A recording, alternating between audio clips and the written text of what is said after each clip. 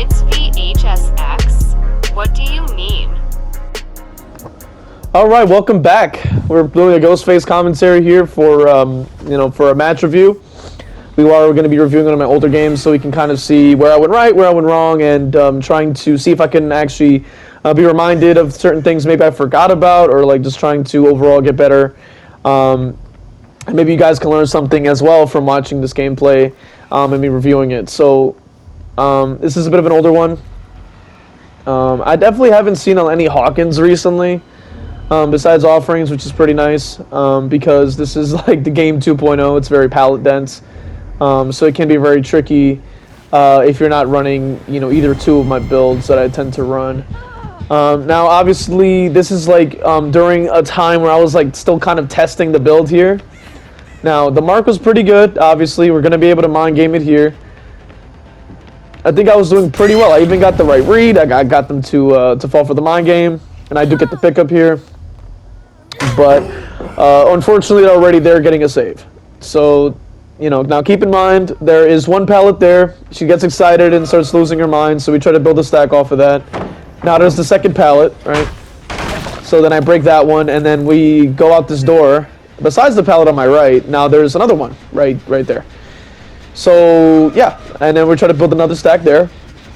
And I realize the gen next to me is also progressed quite a bit, so we try to kick it, which obviously in most cases is not great, but I was trying to get the mechanics to register I'm not in chase. The game for it to register that I'm not in chase so I can actually get my token.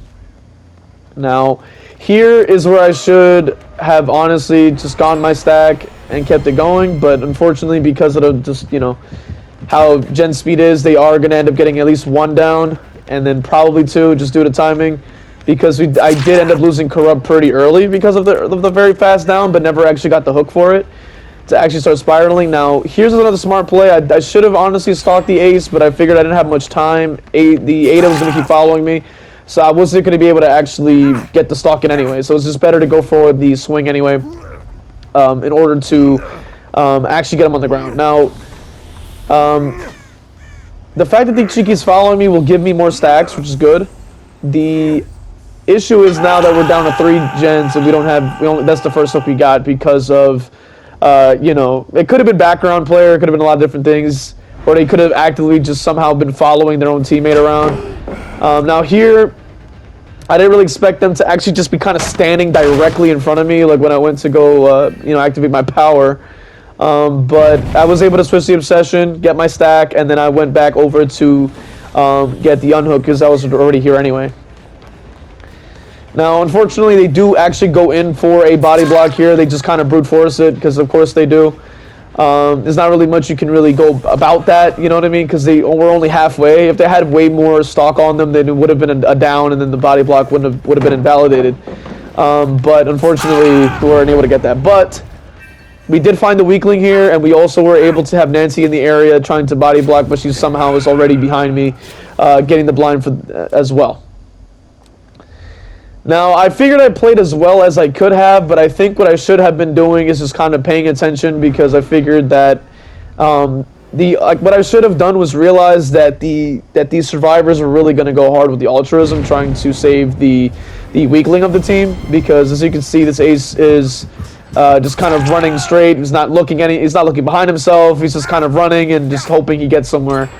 Now, we do lose another gen despite the fact that we did okay.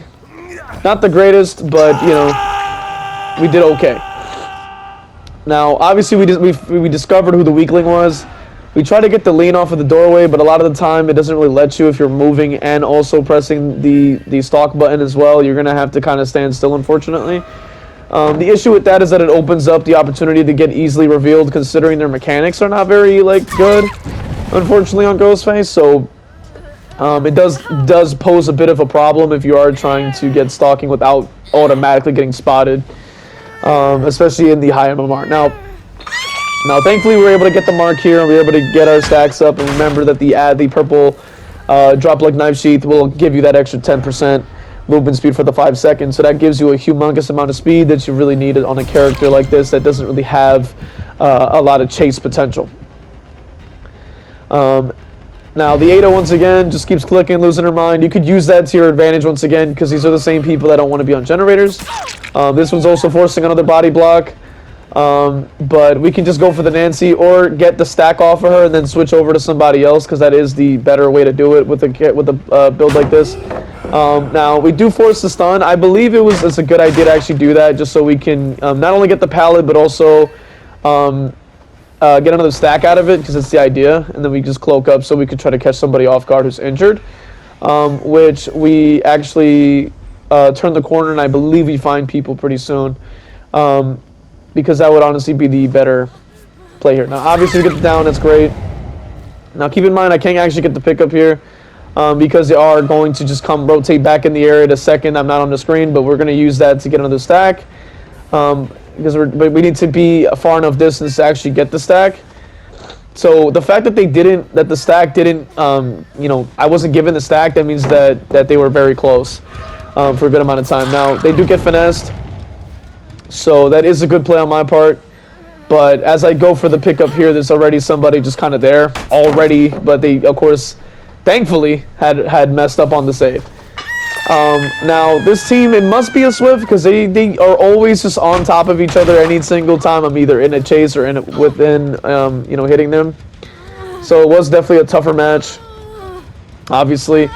I was still the better player, but I do have to keep in mind that maps do play a part in matches like this, you know what I'm saying, especially when it's very palette dense.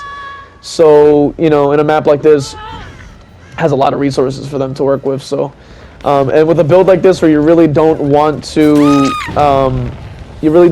waste, switching the obsession too much, because the idea would be to have that obsession and then, use Nemesis here and there when you need it the most. But if you're getting stunned constantly to try to brute force the pallet, you kind of end up not really getting what you want out of it, and it overall just gets very confusing when you're trying to micromanage, all these different, stacks and whatnot, and you're trying to stalk, and it can get very, very overwhelming, especially if you're not very experienced with Ghostface.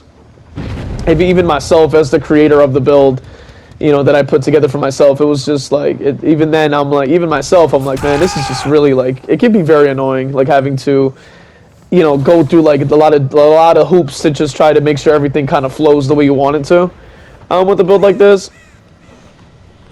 Now I figure that I'm going to try to, face the wall very, very hard. I tend to try to, really make sure that you're looking into the wall so that they can't magically get some kind of blind.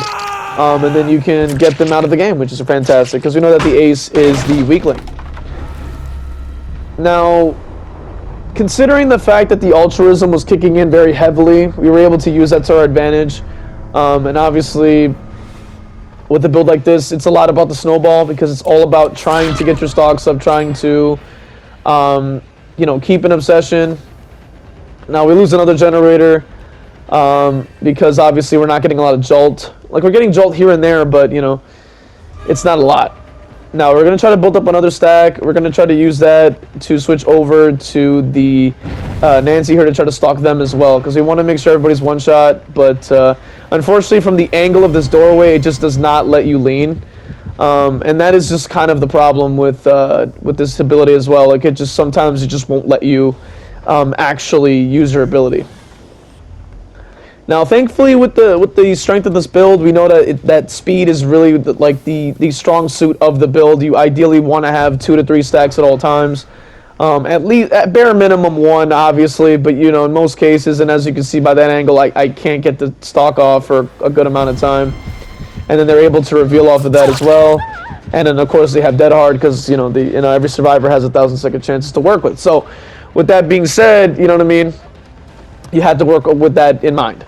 Now, they do have the deep wound, so they do have to mend, obviously. Now, unfortunately, with this area, it is quite strong. Now, thankfully, that other pallet, I got rid of it very early because I knew this room is very powerful. And unfortunately, we do get stunned here, and she plays the ice trap, so we just kind of leave it there because we're not going to give them a free stun. Now, I figure that because I do have the Play With Your Food Nemesis combo, I can use that to try to get a stack, and then we'll switch over to somebody else and try to stalk somebody or get somebody injured. That is the idea. But obviously, you know, they must be in a Swift or something like that, to be able to constantly know where I'm going. Now, we do break the pallet, I believe, on the right side because they have only one direction to go, which is my left side, but we know that somebody's going to sneak behind me to get on the generator. So, of course, they're going to go for another stun because they're obsessed with going for the stun. Now, because they're obsessed with going for the stun, we could use that to our advantage again because we want to try to build our stacks and try to brute force it out of them. Now, because Ada decided to stay in the area for some magical reason, we were able to use that, get our surge onto the gen, and be able to at least let it progress. And then we can try to find a hook, which I, for some reason, am struggling to find. So, now, thankfully, we are moving about 5% faster, so that it does allow us to at least get to the hook just that bit quicker. And that is the sort of the strength of this build, is speed. So you're kind of getting agitation, you're kind of getting rapid, kind of all at once, because of the fact that you're getting those stacks up, and then obviously also you are getting the marking, which will make them one shot or whatnot. You know what I'm saying? It's a very strong build if you know how to use it. Now, it does definitely, I would say, take practice. Of course, they're trying to brute force the pallet break, but I'm not going to go for it. They don't have any choice but to go down.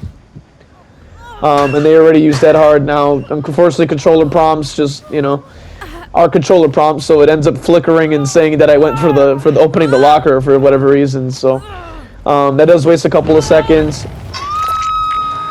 Unfortunately, we are going against survivors that are very hyper efficient despite the altruism kicking in very heavily. Now, we do have to end up getting a hit there. We just kind of have to. We don't really have a choice because I figure I have to go back to that gen. I don't have a choice. And it does have about almost 25 to 30%. Maybe even 50% actually. Who knows, right?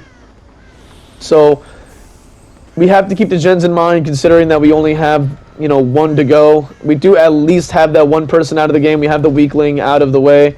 And so it allows us to spiral out of control here. Now, we are checking on the different generators. And because we're checking on the generators, they're also going to be around the generators, which we can just down them again. Now, you're probably thinking, like, maybe, like, you know, I'm not really getting a lot of value from the build per se. Like, here and there, like, sometimes you can get some value, but in most cases, you're kind of not. And that's just due to the fact that if they're already injured, you don't really have to really worry about stalking them as much. Now, obviously, you would want to do that for more points, and, you know, it's better to do that, you know, to get better at it or whatever have you. But mainly, if they're injured and you're really just trying to focus on making sure you don't lose the game, you want to just focus specifically on, you know, okay, they're injured, cool. They're just gonna stick gens. I forgot that, you know, another mistake there. I forgot, you know, running towards you means they're gonna dead hard. So just don't swing. So that was my bad, but I did have speed to catch up. They even tried to spin. That's just hilarious because it never works. And then we also got more surge to activate on another generator over here because they were trying to split up into different gens. And then we just leave them on the ground. And then because you are chasing the obsession, it does allow us to catch up. But there's definitely a lot of things that I could have done a lot better. I could have definitely, you know, cut off a few chases and actually just tried to pay attention. Because after the first save, I should have kind of known what kind of lobby I was in. Like, that's just a lack of awareness on my part. Because I need to keep in mind that if they get one save, they're going to get hungry for more. So I needed to kind of be more aware of that, obviously. Also, what I should have done was, you know, obviously extracted these stacks as much as I could, and also found the weakling sooner, because we obviously saw that the weakling was the Nancy and the Ace. They were very, very weak. More so the Ace though, which is obviously what allowed me to get more of an advantage here. And that works out in my favor. Now, like I've said before, like, you know, some maps are just worse than others. You know, there's no denying it. So I'm glad that I was able to get the win on this map, considering it's quite difficult, despite the fact it's an indoor map. It is pretty much the game 2.0. It's very palette dense. So you don't really have, like, you know, a lot of options. But with that being said, we are at the end of the video, so I'd like to thank you for watching. We will take a quick look at the builds here. They were running a lot of stuns here. We're going to take a quick look at it in just a second. So taking a look at the builds here, we're seeing a lot of windows of opportunity, obviously, a lot of live, sprint burst, Very strong build. At least two of them are running like an ice trap. One of them had dead hard. Adrenaline made for this. I believe this might have been recorded before the made for this nerf too. Obviously around that time it was not ideal to be even chasing injured people with that perk still being active. Because it did take so long to actually patch the damn thing. Now, very strong builds, like incredibly strong builds. At least, like, on the bright side, at least they weren't very gen heavy. Like, what I'm saying, it was a lot more chase focused, which is definitely appreciated because we definitely want to see more of that nowadays. Because I know a lot of us killer players really just want to play the game. We don't need to honestly keep like breaking our neck because a gen just finished. It can get very boring to constantly, which to be fair, this is why you'll see me run like corrupt intervention constantly, is because of the fact that survivors spawn on top of the generator. So, I'm running corrupt every time because I need to, the second you spawn in, the clock's ticking. Like, they're on the generator. At least two of them are on the same one. It could be three of them. It could be just the one. It could be two on a separate gen. You know what I'm saying? Like, you don't have a lot of time, especially when you get up there in the MMR. It's not the most fun thing to have to constantly to do. Now, sure, some people can, maybe they don't experience that, and I'm glad that you don't, because, I figure that is the more fun time of the game, is when you're, at a level where you don't have to be like, oh my goodness, this chase is going on for 2 extra seconds. I think I might lose. It's a lot. It's a lot to deal with for a lot of people. And it is also probably I haven't been grinding the game as much as I used to, because it can be, very on the clock. I gotta be on my A game all the time. So when I play a new killer, it is kind of fun to just sit back and, so when I played Plague, I didn't really have to, use that many strategies, because it was very low MMR, so it was quite more fun that way.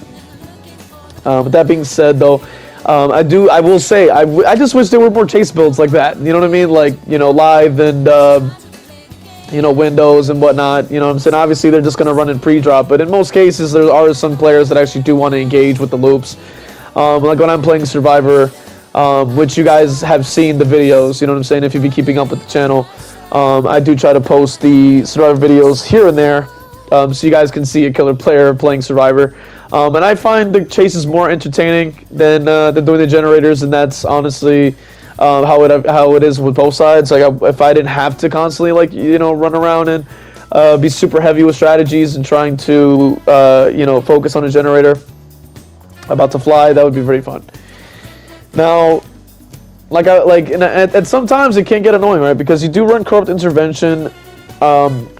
You'd run corrupt intervention to try to give you some slowdown at the start and deadlock for the middle. The thing with those two perks is that they're very easily counterable, but and if you play a little bit too well, you end up turning off corrupt anyway. So it's sheesh. But you do what you have to do, right? But I know, because I've gotten comments about it, and I thought I would address it in this portion of the video. So if any of you guys see a comment asking about it, you can also go ahead and respond if you'd like. I'm just oh no, it's just for early game slowdown, because the game starts right when they spawn, kind of thing. It's and I noticed that a lot, even the game will spawn them on top of generators that aren't blocked by corrupt. But with that being said, obviously, thank you for watching. If you made it this far, I know it might have been just about 20 minutes of yapping, but we're just building it up right now. Our little yapping skill 100. With that being said, once again, thank you for watching. Leave a like, comment, and sub, for that kind of thing. So that was just the video. So. Once again, thank you for watching. Hopefully you enjoyed it. Leave a like, comment, subscribe, do all the YouTube things for me. Stay tuned for the Ghostface tier lists that I'm going to drop, as well as some more content on DVD and other things and other games and whatnot in due time. And hopefully you will stay tuned for that as well. So.